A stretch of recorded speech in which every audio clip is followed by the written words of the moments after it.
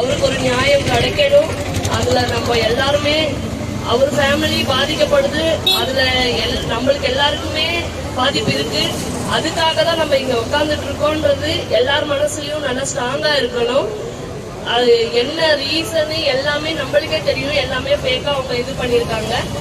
அதுதான் நம்மளுடைய ஃபர்ஸ்ட் கோரிக்கை. நம்மளுடைய ஃபர்ஸ்ட் கோரிக்கை வந்து தீபுராஜ் சாருக்கு ஒரு நியாயம் கிடைக்கணும். அதுக்காக தான் நம்ம எல்லாருமே இங்க வந்து அசம்பிள் ஆயிருக்கோம். அதுல வந்து அடுத்தடுத்து சேட் நியூஸ் வருது. நம்ம 4 லோகோ பைலட்ஸ் வேற ஏதாவது, எனக்கு தெரிஞ்சு வேற ஏதாவது இதுல டிபார்ட்மெண்ட்ல இந்த மாதிரி மரணம் நடந்திருக்கா? இந்த மாதிரி மரணம் வேற எங்கேயாவது நடந்திருக்கா? ஒரு 6 மாசத்துக்குள்ள 4 பேரு இந்த மாதிரி மரணம் வேற எங்கேயுமே நடக்கல. எதுக்காக நம்மளுக்கு மட்டும் நடக்குது? எதுக்காக இந்த மாதிரி ஆகுறாங்க? Only reason continuous night duty, work, rest இல்ல, எதையும் கமிட்மெண்ட்ல எதுவுமே அவங்களால எதுவுமே பண்ண முடியல. இந்த ஒரு ப்ராப்ளம் இன்னைக்கு அவங்களுக்கு, நாளைக்கு யாருக்கு? இப்படிதான் நம்ம நிலைமை போயிட்டு இருக்கு. இன்னைக்கு நம்ம குரல் கொடுக்கலையா, இன்னைக்கும் நம்ம இத பத்தி ஒரு அவேர்னஸ் இல்லைன்னா இந்த நிலைமை எப்படி போயிட்டு இருக்கும், எப்படி போகும்? இருக்கிறவங்க இருங்க, இல்லாதவங்க போங்க அப்படின்னு சொல்ற மாதிரிதான் இருக்கு. நம்ம கல்கரி ஸ்டேஷன் இருக்கவங்க இருங்க, இல்லாதவங்க போங்க.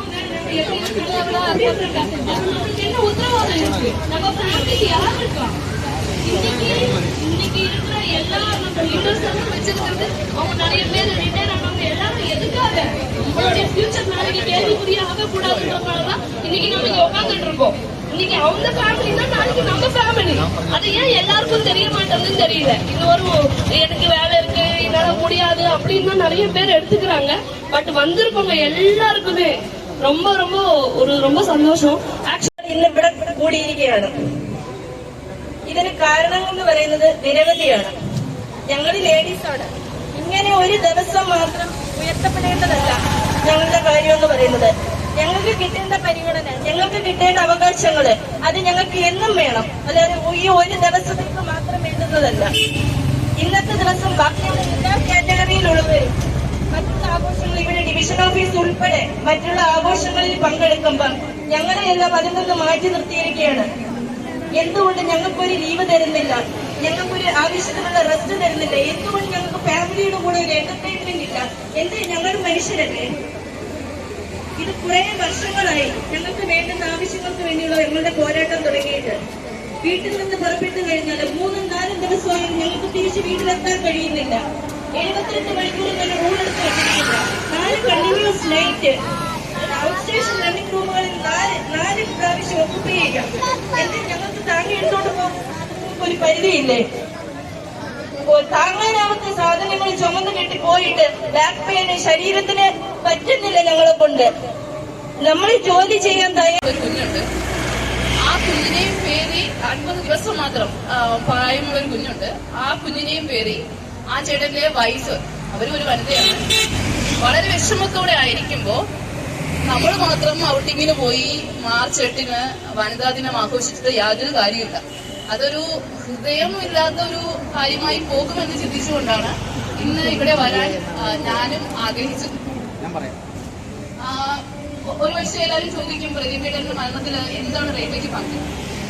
റെയിൽവേക്ക് ഒരു പങ്കുമില്ലാന്ന് റെയിൽവേ മനോരമ പത്രത്തിൽ 15 ദിവസം കൊണ്ട് 27 മണിക്കൂർ മാത്രമാണ് താൻ വർക്ക് ചെയ്തത് എന്ന് മനോരമ ന്യൂസിൽ റെയിൽവേ ഒരു പക്ഷേ ഞാൻ ചോദിക്കട്ടെ, അദ്ദേഹം ഒരു ഗുഡ്സ് റെയിൽവേ ആയിരുന്നു. ഇത് കഴിഞ്ഞിട്ടാണ് റെയിൽവേ ആയിട്ട് വർക്ക് ചെയ്തത്. 12 മണിക്കൂർ ഡ്യൂട്ടി, അത് നൈറ്റ് ഡ്യൂട്ടി കഴിഞ്ഞ് റണ്ണിംഗ് റൂമിൽ എത്തുന്നു. വേറൊരു 8 മണിക്കൂർ മാത്രം റെസ്റ്റ്. അത് കഴിഞ്ഞിട്ട് നമ്മൾ ഉറങ്ങിയോ എന്ന് പോലും അവർ ചോദിക്കുന്നില്ല. അതായത് 12 മണിക്കൂർ നൈറ്റ് ഡ്യൂട്ടി കഴിഞ്ഞിട്ട് നൈറ്റ് ഡ്യൂട്ടി കഴിഞ്ഞ് നമ്മൾ റണ്ണിംഗ് റൂമിലെത്തി. അപ്പോഴേക്കും നേരെ ഉച്ചയായിട്ടുണ്ടാവും. ആ സമയത്ത് നമ്മൾ സ്വിച്ച് ഇട്ട പോലെ 8 മണിക്കൂർ ഉറങ്ങണം എന്നാണ് റെയിൽവേ പറയുന്നത്. അത് ഉറങ്ങിയോന്ന് പോലും ചോദിക്കാതെ അടുത്ത നൈറ്റ് ഡ്യൂട്ടിയാണ്. അങ്ങനെ 4 നൈറ്റ് ഡ്യൂട്ടി. ഈ 4ാമത്തെ നൈറ്റ് ഡ്യൂട്ടിയിൽ 1 മിനിറ്റ് നമ്മൾ ഉറങ്ങിയാൽ, 2 പേരും ഒന്ന് ഉറങ്ങിയാൽ തീർന്നു. സിഗ്നൽ തെറ്റി സ്പാഡായി റിമൂവൽ ഫ്രം സർവീസാണ്. അപ്പോഴേക്കും 4 ദിവസത്തെ ഉറക്കമില്ല. പ്ലസ് ഈ ഫുള്ള് സമ്മർദ്ദം, ഇതൊക്കെയല്ലേ ഹാർട്ട് അറ്റാക്കിന്റെ റീസൺ. അല്ലാതെ 15 ദിവസത്തെ ഡ്യൂട്ടി കൊണ്ട് 57 മണിക്കൂറെ വർക്ക് ചെയ്തു എന്ന് പറഞ്ഞിട്ട് അത് ഹാർട്ട് അറ്റാക്കിന്റെ റീസൺ അല്ലാതാവോ? അതുമാതിരി തന്നെ നമ്മൾ 72 മണിക്കൂറാണ് റെയിൽവേ പറയുന്നത്. 72 മണിക്കൂർ ഔട്ട് ഓഫ് സ്റ്റേഷനിൽ നിങ്ങൾക്ക് നിൽക്കാം. ആ സമയത്ത് നമുക്ക് ഉറക്കം മാത്രം മതി.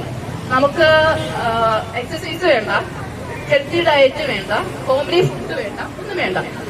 നിങ്ങൾ ജസ്റ്റ് ഉറങ്ങുക, ഡ്യൂട്ടി ചെയ്യുക. നമുക്ക് വീട്ടിൽ മക്കളുണ്ടായിരിക്കാം, മക്കളുടെ കളിച്ചിരികളൊന്നും കാണേണ്ട ആവശ്യമില്ല. 72 മണിക്കൂർ എന്നിട്ട് പ്രത്യേകിച്ച് ലോക്കോപേഴ്സിന്റെ ഭാര്യ എന്ന നിലയിൽ ശരിക്കും നമ്മളൊരു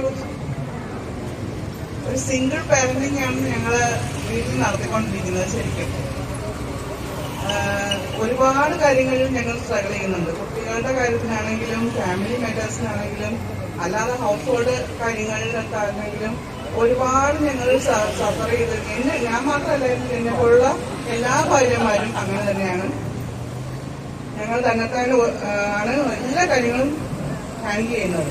കാര്യം എന്ന് വെച്ചാൽ വേറെ ഒന്നും കൊണ്ടല്ല, അവര് സമാധാനമായിട്ട് ഒന്ന് ജോലി ചെയ്യട്ടെ എന്നുള്ള രീതിയിലാണ്. കാര്യം അവരുടെ വർക്കിംഗ് കണ്ടീഷൻ ഞങ്ങൾക്ക് അറിയാം, അവരുടെ ഫ്രസ്ട്രേഷൻ അറിയാം, അവരുടെ വർക്ക് പ്രഷർ അറിയാം. അതുകൊണ്ട് റെയിൽവേക്ക് വേണ്ടി തന്നെയാണ് ഞങ്ങളും എല്ലാം സഹിക്കുന്നത്. സഹിക്കുക തന്നെയാണ് ശരിക്കും. അപ്പോ അത് തന്നെ അതുകൊണ്ട് അങ്ങനെ തന്നെ പറയാം, ഞങ്ങളെല്ലാം സഹിക്കുന്നത് റെയിൽവേക്ക് തന്നെയാണ്. അപ്പോ ഒരു ലോക്കോപേഴ്സിന്റെ കുടുംബം മുഴുവനും റെയിൽവേക്ക് വേണ്ടിയിട്ട് തന്നെയാണ് എല്ലാ കാര്യങ്ങളും ചെയ്യുന്നത് ശരിക്കും പറഞ്ഞാൽ.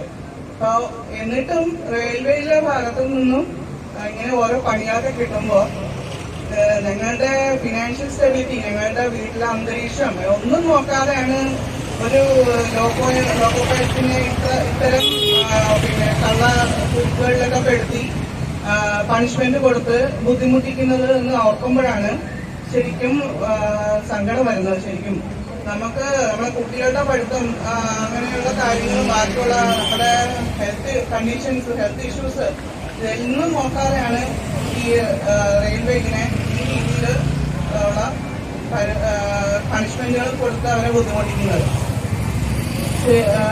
അത് ശരിക്കും എന്താ പറയാ, എന്റെ ഒരു ഇതില് എന്റെ ഒരു അഭിപ്രായത്തില് ശരിക്കും നിങ്ങളുടെ ഈ സമരം ഈ നിങ്ങളുടെ അവകാശങ്ങൾ നേടുന്നത് വരെ തന്നെ നിങ്ങൾ മുന്നോട്ട് കൊണ്ടുപോകണം. മീൻസ് ഈ വർക്കിംഗ് കണ്ടീഷൻ എങ്ങനെയായാലും നിങ്ങൾക്ക് എല്ലാവർക്കുടെയും ഹെൽത്ത് ഇഷ്യൂസിന്റെ ഒരു ഭാഗമാണ് ഇപ്പോ. ഓരോരുത്തരും ഈ റെയിൽവേയുടെ തന്നെ മാൻ പവർ അവര് തന്നെ കുറയ്ക്കുന്ന രീതിയിലാണ് അവരുടെ പ്രവർത്തനം പോകുന്നത്. അപ്പൊ നിങ്ങൾ ഒരു കാരണവശാലും ഈ ധരണ ഇവിടെ വെച്ച് ഈ ദീപുരാജിനെ തിരിച്ചെടുത്താൽ പോലും അത് നിർത്തരുത്. കാര്യം ഈ അവകാശങ്ങളെല്ലാം നേടിയെടുത്തതിന് ശേഷം മാത്രമേ ഈ ധരണ നിർത്താവെന്ന് ഞാൻ പറയുള്ളൂ. കാര്യം ഇത് കേന്ദ്രത്തിൽ വരെ എത്തണം. ഇവിടെ ഈ സദേൺ റെയിൽവേയിൽ ഇത്തരത്തിലാണ് കാര്യങ്ങൾ നീക്കുന്നതെന്നുള്ളത് കേന്ദ്രത്തിലുള്ള ആൾക്കാരും അറിയണം. ശരിക്കും ഇത് അവരുടെ ഒത്താശയോടുകൂടി ആണ് എങ്കിൽ പോലും ഇത്തരം പ്രതിഷേധങ്ങളുണ്ട് എന്നുള്ളത് അവരും അറിയണം. മാത്രമല്ല ഈ വർക്കിംഗ് അവേഴ്സിന്റെ കാര്യം തന്നെ ഇപ്പൊ ദീപുരാജിന് പണിഷ്മെന്റ് കൊടുത്തു എന്ന് ഞാൻ സംസാരിച്ചപ്പോൾ ഇത്രയും പണിഷ്മെന്റ് ഉള്ളൂ എന്ന് പറഞ്ഞു. ഈ ദീപുരാജിന് എത്ര സമയം വർക്ക് ചെയ്തിട്ടാണ് ഈ പണിഷ്മെന്റ് കൊടുത്തതെന്ന് അവർ പറയുന്നില്ല. വർക്ക് ചെയ്യാത്ത ഒരാൾക്ക് പണിഷ്മെന്റ് കൊടുക്കാം, പക്ഷെ വർക്ക് ചെയ്തിട്ടും ഓവർ ടൈം ചെയ്യാത്തതിന്റെ പേരിൽ പണിഷ്മെന്റ് കൊടുക്കുന്നത് ശരിക്കും പറഞ്ഞാൽ ഹിസ്റ്ററി തന്നെ ആദ്യമായിട്ടുള്ള സംഭവമാണ് ശരിക്കും. അപ്പൊ അതിനെതിരെ നമ്മൾ നല്ല രീതിയിൽ തന്നെ പ്രതികരിക്കണം. കാര്യം ഇന്ന് ദീപുരാജിന് കിട്ടിയ പണിഷ്മെന്റ് അത് വെച്ചിട്ട് നിങ്ങൾ എല്ലാവരെയും ത്രെട്ടൺ ചെയ്യാൻ റെയിൽവേ പഠിക്കില്ല, ഒരിക്കലും പഠിക്കില്ല. ഇനി അടുത്ത് ഓരോരുത്തർക്കായിട്ട് ഈ രീതിയിലായിരിക്കും. ദീപുരാജിനെ പറഞ്ഞേക്കാണ്ടോ അതുപോലെ തന്നെ എല്ലാവരെയും ഞങ്ങൾ പറഞ്ഞേക്കും എന്നുള്ള രീതിയിൽ തന്നെ അവരെ ത്രെട്ടൺ ചെയ്യും. അപ്പൊ ദീപുരാജിന്റെ അവസ്ഥയല്ല മറ്റുള്ളവരുടെ അവസ്ഥ. അപ്പൊ അവരെല്ലാം പേടിച്ച് വർക്ക് ചെയ്യും എന്നുള്ളതാണ് അവരുടെ ഒരു ധാരണ. അത് കാരണം നിങ്ങൾ എല്ലാവരും സധൈര്യം ഈ ഈ ആവശ്യങ്ങളുമായിട്ട് തന്നെ മുന്നോട്ട് പോകണം. ഈ ആവശ്യങ്ങൾ നേടിയെടുക്കുന്നത് വരെ തന്നെ ഈ സമരം തുടരണം. എല്ലാ അമ്മമാരും, അതായത് എനിക്ക് എല്ലാ ഭാര്യമാരുടെയും സപ്പോർട്ട് നിങ്ങൾക്ക് ഉണ്ടാവും. എല്ലാവർക്കും ഉണ്ടാവും. എല്ലാവർക്കും വിമൻസ് ആശംസകൾ.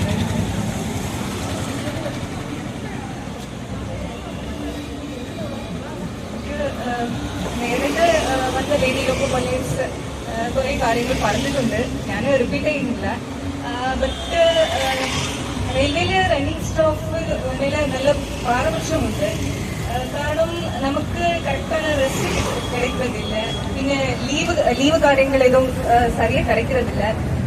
ஸோ மற்ற எல்லா ரயில்வே ஸ்டாஃப்ஸ் லைக் டிஆர்எம் ஆஃபீஸில் உள்ள எல்லாருக்கும் சாட்டர்டே சண்டே எல்லாம் லீவு கிடைக்குது. நமக்கு ஒரு சாட்டர்டே சண்டே പിന്നെ இது ஃபெஸ்டிவல் டைம் கூட நமக்கு சரியா லீவு கிடைக்கிறதில்ல. ரயில்வேல நிறைய வேக்கன்சி இருக்கு. வேக்கன்சி ஃபில் பண்ணாம இருக்கிறவங்களை வச்சு ஒப்பைத்திட்டு இருக்கிறது அது சரியில்லை. நம்ம மேலே ஒர்க்லோடு ஜாஸ்தி ஆக மென்டல் ப்ரெஷர், பிசிக்கலி எல்லாரும் ரொம்ப பாதிக்கப்படுறாங்க. இப்படி പിന്നെ ரெஸ்ட்டும் அவுட் ஸ்டேஷன் போனா நம்ம ஒரு மினிமம் ரெஸ்ட் தான் கிடைக்குது. அப்போ ஜஸ்ட் நம்ம ഓഫ് ചെയ്തിട്ട് അവിടെ ചെന്ന് പെട്ടെന്ന് ഉറങ്ങാൻ പറ്റുമോ? നമ്മളൊന്നും ബൊമ്മയില്ലല്ലോ, നമ്മള് മനുഷ്യനല്ലേ. മനുഷ്യന്റെ എല്ലാവർക്കും കറക്റ്റ് അത് ബയോളജിക്കൽ ക്ലോക്ക് പോലെയല്ല എല്ലാം നടക്കും. நம்ம கரெக்டா ஒரு ஈவினிங் ஒரு 17 hours இல்லைன்னா 18 hours போய் ஆஃப் பண்றோம். ஆஃப் பண்ணிட்டு அப்புறம் பார்த்தா 12 hours 1 மணிக்கு டியூட்டி இருக்கு டைம்ல. அப்போ போயிட்டு எப்படி ஆஃப் பண்ணாலும் நம்ம ஒரு 9 மணி 10 மணிக்கு 21 hours 22 hours ஆகும். அப்புறம் பார்த்தா 2 hours தூங்கி முடிச்சிடும். அது ஒரு പിന്നെ ரன்னிங் ரூம்ஸ் எல்லாம் வந்து ரொம்ப சில லைக் கொல்லம் ரன்னிங் ரூம்லாம் லேடிஸ்க்கு ரொம்ப ஒஸ்டா இருக்கு. லாஸ்ட் நான் இப்போ ரீசெண்டா என்சிஜே டிரான்ஸ்ஃபர் போயாச்சு. அப்போ அங்கிருந்து எல்லாரும் எடுக்க வந்து விவேக்ல ஆஃப் பண்ணிட்டு அப்போ ஒரு 3 days பேக் நல்ல மழையா இருந்துச்சு. ரன்னிங் ரூம் வந்துட்டு டோரை திறந்ததும் இட்ஸ் லைக் ஒரு குடோன் போல இருக்கு. நான் பேடிச்சு போய் நைட்டு அதாவது